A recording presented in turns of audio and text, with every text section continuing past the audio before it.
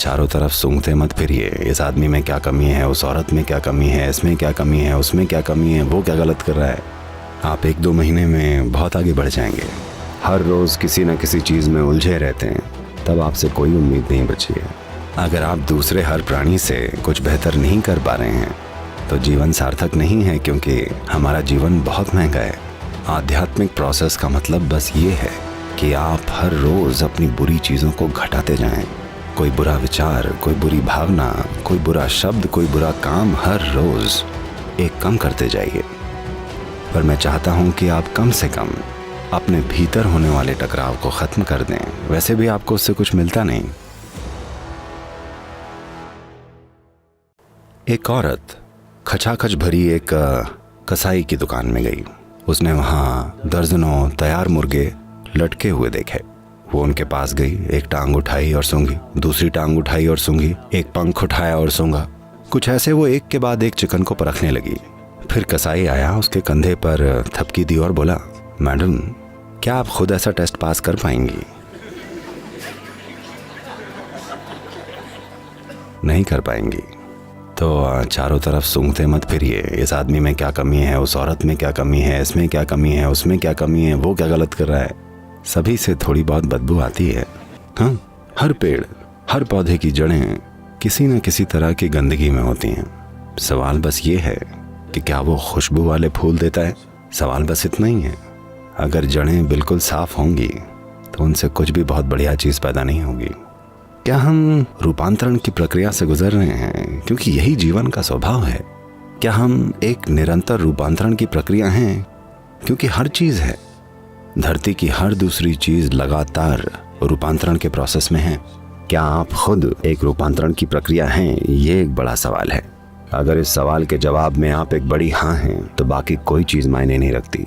अगर आप एक ही जगह में अटके पड़े हैं, हर रोज़ किसी न किसी चीज़ में उलझे रहते हैं और ख़ुद को धोखा देने वाले कारण ढूंढते रहते हैं कि आप क्यों अटके पड़े हैं, तब आपसे कोई उम्मीद नहीं बची है। आप इस धरती पर समय की बर्बादी हैं। जब मैं कहता हूँ समय की बर्बादी, मेरा मतलब है जीवन की बर्बादी, क्योंकि आपका जीवन बस समय है। कोई और जीव जी लेता। एक भूले भटके इंसान से तो अच्छा होता कि एक टिड्डा खुशी खुशी उछल कूद लेता।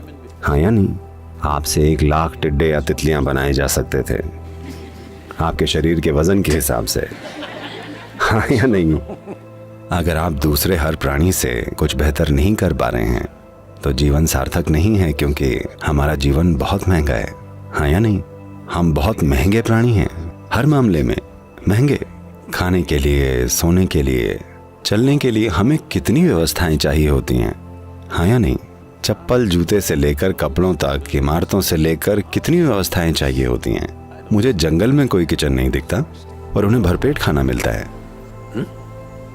ना ही कभी अपने हाथी को जूते पहनकर घूमते देखा है। ये बहुत महंगा जीवन है।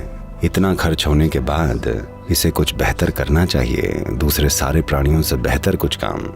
हमने एक प्रजाति के रूप में, मानव जाति के रूप में कई बुरी चीज़ें की हैं, कई अद्भुत चीज़ें भी की हैं, पर अपने हर बढ़िया काम के लिए हमारे पास दिखाने के लिए कम से कम एक बुरी चीज़ है, अगर और ज़्यादा न भी हुई तो। आध्यात्मिक प्रोसेस का मतलब बस ये है कि आप हर रोज़ अपनी बुरी चीज़ों को घटाते जाएं। कोई बुरा विचार, कोई बुरी भावना, कोई बुरा शब्द, कोई बुरा काम हर रोज़ एक कम करते जाइए। आप 1-2 महीने में बहुत आगे बढ़ जाएंगे। क्या मैं आपको कम आंक रहा हूँ कि मुझे लगा आप में बस 30 बुरी चीज़ें हैं?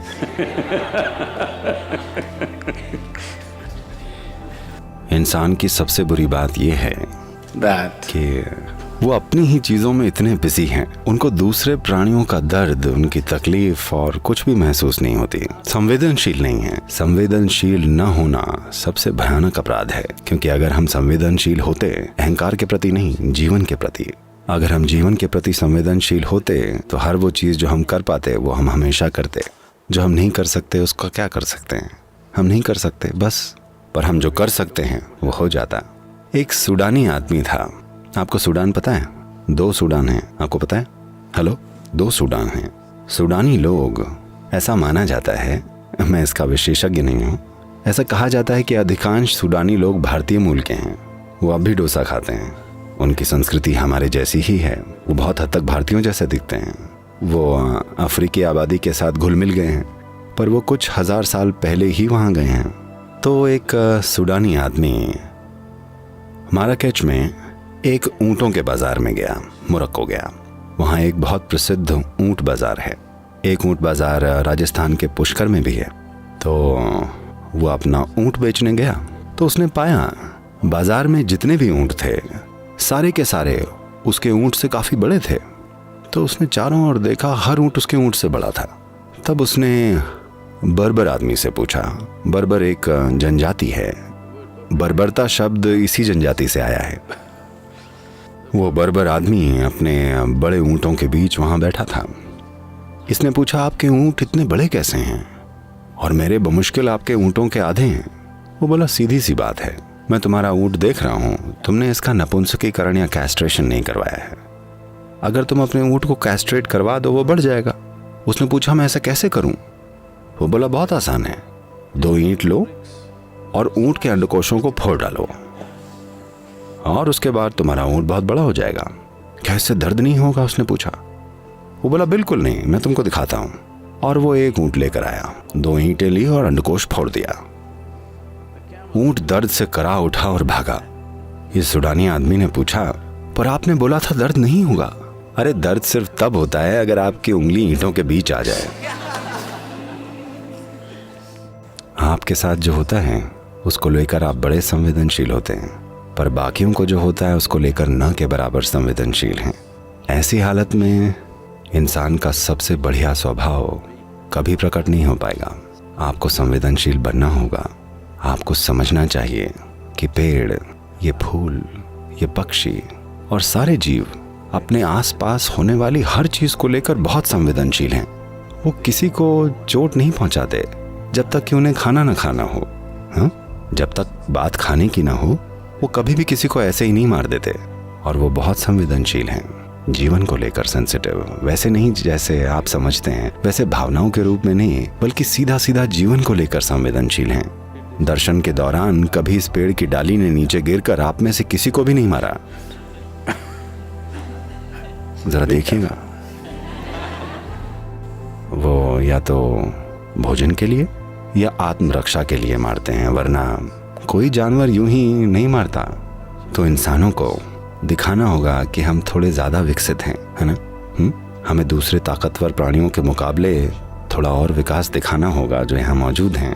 कम से कम हमारे सबसे करीबियों की तरह, है ना? हमारे सबसे करीबी रिश्तेदारों की तरह, कम से कम उतना तो।